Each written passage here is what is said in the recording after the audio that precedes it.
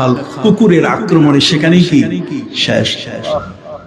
ওই পালাবার চেষ্টা করছে উকবা ইবনে আবি মুআইদ, যে লোকটা নবীজির মাথার উপরে উটের ভুঁড়ি চাপিয়ে দিয়েছে। নবীজির হাতে ছিল গরুর পায়ের রক, এক পিটানে শেষ। নবীজি ওই উকবা ইবনে আবি মুআইদের গায়ে একটি পিটান দিলেন, সে এক পিটানেই কি শেষ, ওইখানেই পড়ে সে মারা গেল। নবীজি তার জীবনে একটা আঘাত করেছিলেন, আর একটা হলো যে একজনের কান ধরে টান দিয়েছিলেন। যার কান ধরে টান দিয়েছেন তিনি হলেন হযরতে আনাস ইবনে মালিক রাদিয়াল্লাহু তাআলা। 10 বছর নবীজির খাদেম। উনি বলছেন আমার নবীজি সাল্লাল্লাহু আলাইহি ওয়াসাল্লাম রাতে উঠলেন নামাজের জন্য, ওযু করলেন, মিসওয়াক করলেন। মিসওয়াক ওযু শেষ করার পরে নবীজি নামাজে দাঁড়ালেন। আমি তার পিছনে ইক্তেদা করলাম, কিন্তু আমি দাঁড়াইছি বাম পাশে। আমার উচিত ছিল দাঁড়ানো কি।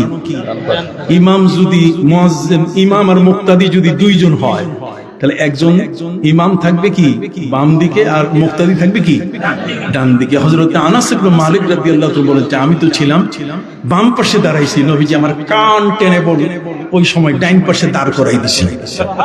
সুবহানাল্লাহ বলেন। এই জীবনে কান ধরে টানছেন একজনের। আপনি কি বুঝতে পারছেন? কোন অস্থিরতা নাই তো? শুনতেছেন?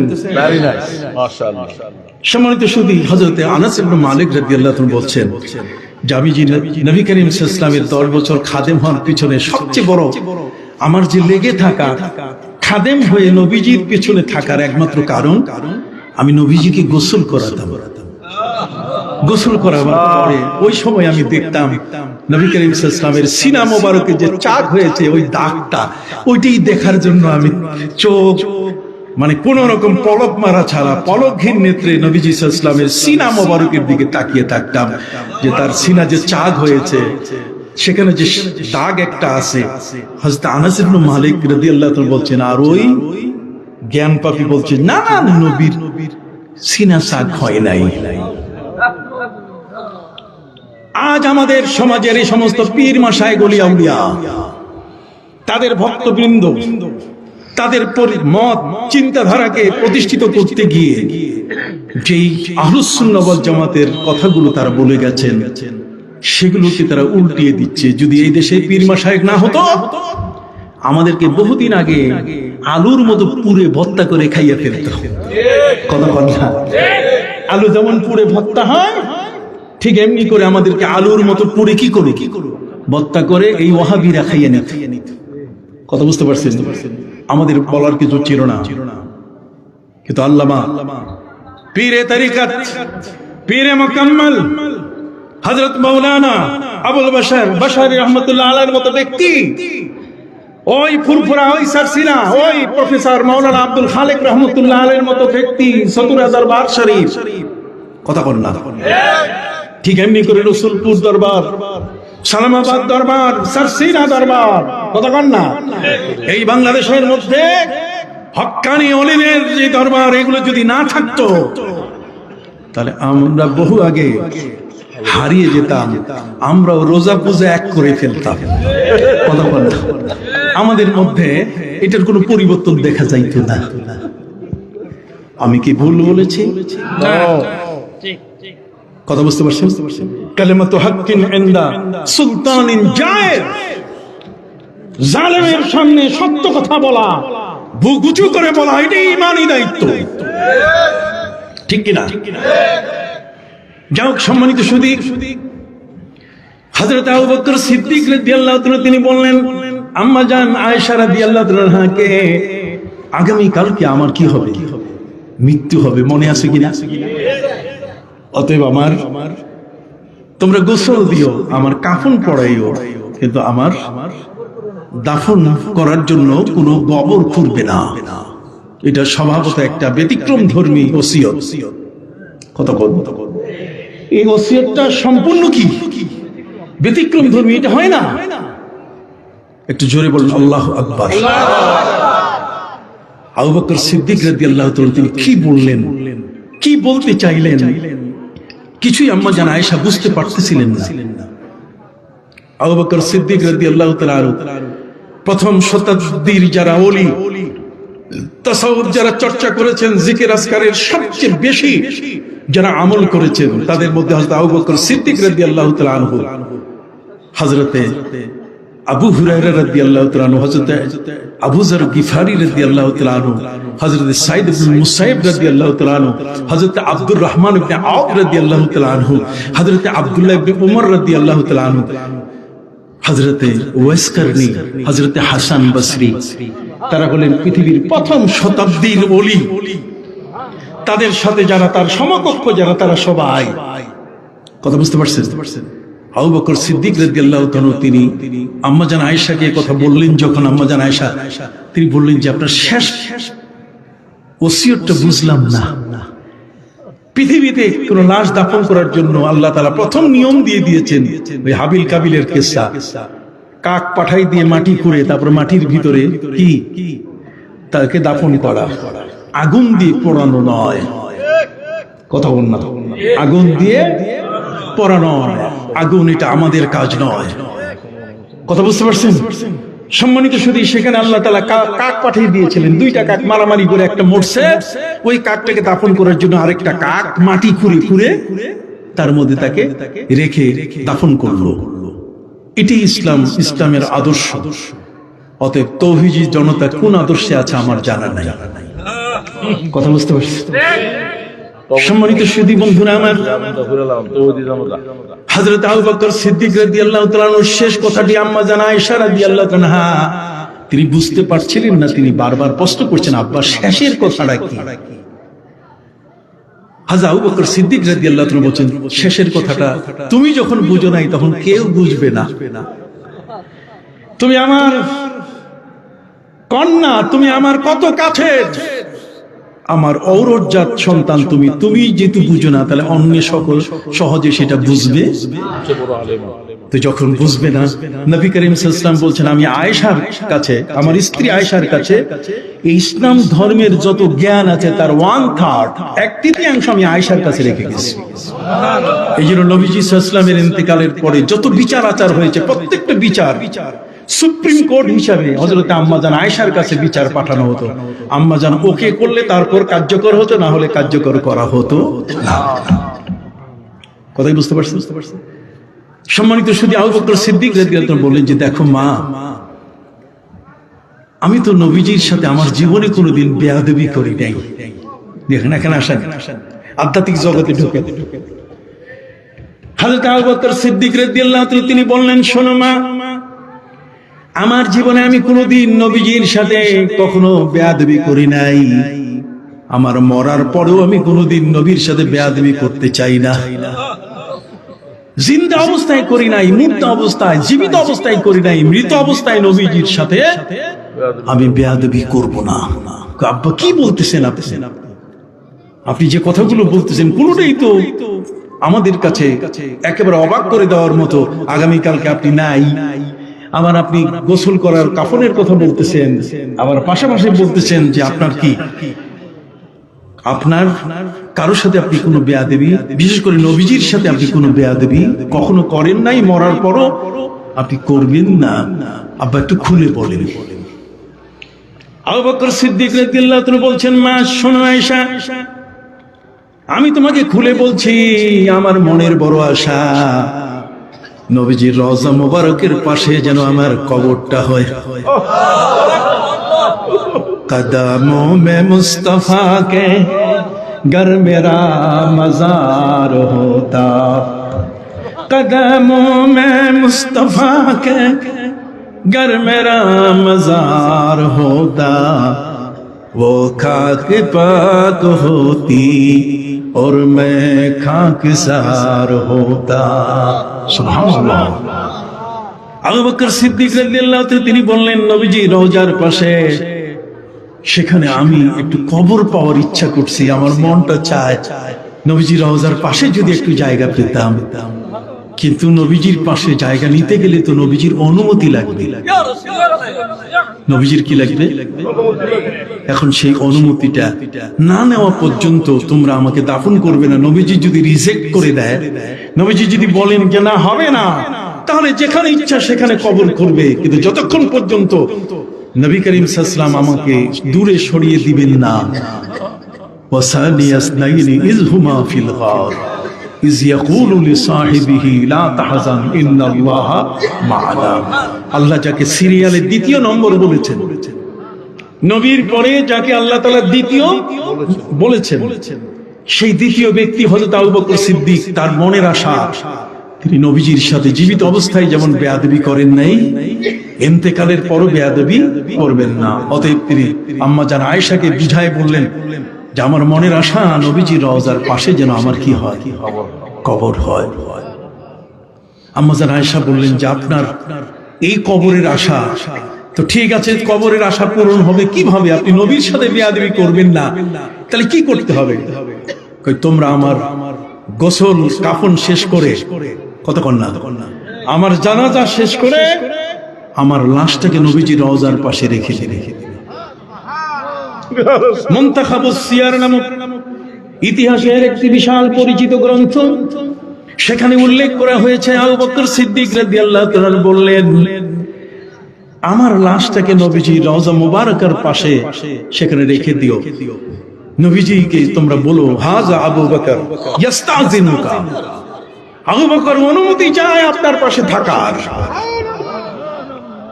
হযরত আম্মা জান আয়েশা রাদিয়াল্লাহু তাআলা বললেন নবীজি অনুমতি দিয়েছেন, এটা বুঝবো কেমনে? এটা বোঝার জন্য হযরত আবু বকর সিদ্দিক বলেন যে নবীজির রওজার পাশে তালা লাগানো আছে, দেখবে যে নবী করিম সাল্লাল্লাহু আলাইহি ওয়াসাল্লাম যখন আমাকে অনুমতি দিবেন তখন তালাটা এমনি খুলে যাবে। আল্লাহু আকবার, আল্লাহু আকবার।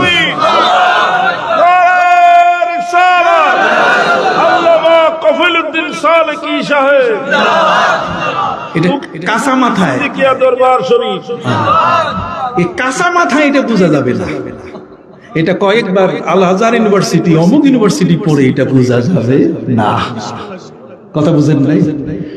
এটার জন্য সহবত দরকার। কি দরকার? কি সহবত? আসেন আমি কবির ভাষায় বলি। কবি বলেছেন সালেহাতু সঙ্গে বুদি দিল খারাশ, সালেহাতু সঙ্গে বুদি দিল খারাশ কে এক জামানা দর আউলিয়া খাকে বাস। যদি তুমি প্রচন্ড ভাবে তোমার অন্তরটা যদি পাথরের মতো শক্ত হয়ে যায়, তোমার মনটা যদি কোনো কারণে সত্যের কথায় কখনো গলে না যায়, বরং পাথরের মতো শক্ত হয়ে আছে তোমার মনটা, তোমার কিছুই ভালো লাগে না, নবীর মহব্বত ভালোবাসা, নবীর প্রেম নামাজ রোজা কোনোটাই তোমার ভালো লাগে না, তাহলে তুমি তোমার এই মনটাকে নরম করার জন্য আসল একটা জায়গা এখানে আছে, এই যে কলবটা, এইটাকে নরম করতে গেলে আল্লাহর ওলিদের দরবারে মাটির উপরে যাইয়া বসে থাকো। এক জামানা দর আউলিয়া খাকে বাস। একটু সময় ধরে তুমি আল্লাহর ওলিদের কাছে গিয়ে কিছু সময়ের জন্য কি বসে যাবে। কেন বসবে? এই কারণে কবি বলেছেন আজবাহারা কৈশবসর সবজ সং, আজবাহারা কৈশবসর সবজ সং খাক শুতা গুলবুরায়ত রং বেরং, খাক শুতা গুলবুরায়ত রং বেরং। পাথরের উপরে যদি তুমি বীজ দাও তাহলে কোনোদিন সেখানে গাছ জন্মাবে না। কথা কর না, মাটির সাথে তোমাকে মিশে নিজেকে নিঃশেষ করে দিতে হবে। मिटा दे तू अपने हस्ती को गर कुछ होना चाहे कि दाना खाक से मिलकर गुले गुलजार हो जाता है। মাটির ভিতরে যদি তোমার দানা মিশে না যায়, তার প্রেমে যদি নিজেকে উজাড় করে না দেয়, তাহলে সেখান থেকে নতুন গাছের চারা হবে না। আপনি কি বুঝতে পারছেন? সম্মানিত সুধী বন্ধুরা আমার, আবু বকর সিদ্দিক রাদিয়াল্লাহু তাআলা তিনি বললেন আগামীকালে আমার ইন্তেকাল, 63 বছর পূর্ণ হবে। কথা কন্যা, আমার কবর নবীজির রওজার পাশে হোক, মনে প্রাণে আমি চাই, কিন্তু নবীজির কাছে তো আমি আগের থেকে অনুমতি নেই। অতএব আমার লাশটা রাখার পরে তোমরা দেখবে এর আলামত, এর সিমটম হচ্ছে তালাটা কি খুলে যাবে। আপনি সবাই বলতেছেন না তালাটা কি? তালা খুলে যাবে। খুলে গেলে তোমরা মনে করবে নবীর অনুমতি এসেছে। শুধু তাই নয়, বরং রওজা মুবারাকা থেকে আওয়াজ আসা শুরু করলো, আউসিলিল হাবিবা ইলাল হাবিব, আউসিলিল হাবিবা ইলাল হাবিব, বন্ধুকে বন্ধুর কাছে আসতে দাও। সুবহানাল্লাহ, সুবহানাল্লাহ। আবু বকর সিদ্দিক রাদিয়াল্লাহু তাআলার জন্য তখন কবর খনন শুরু হয়ে গেল। কি এক ভালোবাসা, যেই ভালোবাসার অন্তর্নিহিত অবস্থান আবু বকর সিদ্দিক আর আমার নবীর মধ্যে। নবীজি ইন্তেকাল করেছেন রওজা মুবারকে, কিন্তু বন্ধুকে ভুলেন নাই। বন্ধুকে রওজা মুবারকে তার পাশে আবার টেনে নিচ্ছেন তিনি। সারা জীবন যেমন তার পাশে দ্বিতীয়, ঠিক এমনি করে এই রওজা মুবারকের পাশেও তিনি কি দ্বিতীয়। সুবহানাল্লাহ বলেন। ভাইরা আমার, কত কথা, এক মহাজগৎ, সেই কবরের জগৎ। এই বিষয় সম্পর্কে হযরত ওমর ফারুক রাদিয়াল্লাহু তাআলা 10 বছর 6 মাস দেশ পরিচালনা করার পরে ছেলে আব্দুর রহমান আব্দুল্লাহকে তিনি বলছেন, আব্দুল্লাহ, আমি মারা যাওয়ার পর তোমরা আমার কবর খুঁড়বে না। একই ব্যাপার, একই কথা। কি কবর খুঁড়বে না? ভাই অসুবিধা হচ্ছে নাকি? একটু মাঝে মাঝে কথা কন। বন্ধুরা আমার, হযরত ওমর ফারুক রাদিয়াল্লাহু তাআলা আনহু তিনি বলছেন, আমিও তো চাই, আমিও চাই এই মহানবী সাল্লাল্লাহু আলাইহি ওয়াসাল্লামের রওজার পাশে আবু বকর সিদ্দিক, আমিও তো চাই সেখানেও আমার একটা কি হোক, কবর হোক। প্রিয় নবী সাল্লাল্লাহু আলাইহি ওয়াসাল্লামের সাহাবায়ে কেরামের মধ্যে হযরত ওমর ছিলেন লম্বা, সবচেয়ে বেশি। সাহাবীদের মধ্যে সবচেয়ে লম্বা সাহাবী ছিলেন কে? এখনো বোঝেন না হযরত ওমর? সেই ওমর ফারুক রাদিয়াল্লাহু তাআলা আনহু তার ইন্তেকালের আগেই তিনি ছেলে আব্দুল্লাহকে বললেন যে, তুমি আমার মৃত্যুর পরে আমার লাশটাকে দাফন করার জন্য কবর খুঁড়বে না, বরং আম্মাজান আয়েশার কাছে গিয়ে তুমি একটু আমার কথা বলবে, আম্মাজান আয়েশার কাছে গিয়ে কথা বলবে যে আমি একটু জায়গা চাই। হযরত ওমর ফারুক রাদিয়াল্লাহু তাআলা ইন্তেকাল করলেন, তার গোসল হলো, কাফন হলো, জানাজা হলো, কিন্তু মাটি কবর খোঁড়ার কোনো ব্যবস্থা নেই। আম্মাজান আয়েশার কাছে অনুমতি, আম্মাজান আয়েশা রাদিয়াল্লাহু তাআলা তাকে বলা হলো, হযরত আব্দুল্লাহ ইবনে উমর রাদিয়াল্লাহু তাআলা বললেন যে আমার বাবা আপনার কাছে একটু কবরের জায়গা চেয়েছে। আম্মাজান আয়েশা রাদিয়াল্লাহু তাআলা তিনি বললেন, নবীজি সাল্লাল্লাহু আলাইহি ওয়াসাল্লামের কবর হলো আমার ঘরে, নবীজি সাল্লাল্লাহু আলাইহি ওয়াসাল্লামের রওজা মোবারক হলো আমার কি ঘরে, আর তার পাশে আমার বাবা শায়িত আছেন, আমার ইচ্ছা এর পাশে আমি থাকবো। কিন্তু সেই জায়গাটার পরে তো আর জায়গা নাই। ওয়াল্লাহি লা উয়াসসিরান্নাহু আলাইয়া, খোদার কসম আমার চাহিদার উপরে উমরকে প্রাধান্য দিয়ে দিলাম। আম্মা জান আয়েশা রাদিয়াল্লাহু তাআলা তিনি বললেন, ওমর ফারুক রাদিয়াল্লাহু তাআলা আমার কাছে কবরের জায়গা চেয়েছেন। তিনি বলেন, হাল জাযাউল ইহসানি ইল্লাল ইহসান, যে উপকার করে তার উপকার করা উচিত। আম্মা জান আয়েশা বলেন, হযরত ওমর আমার একটা বড় উপকার করেছে। যুদ্ধের ময়দানে নবীজির সঙ্গী আমি ছিলাম, স্ত্রী হিসাবে নবীজি আমাকে সাথে নিয়ে গিয়েছিলেন যুদ্ধের ময়দানে।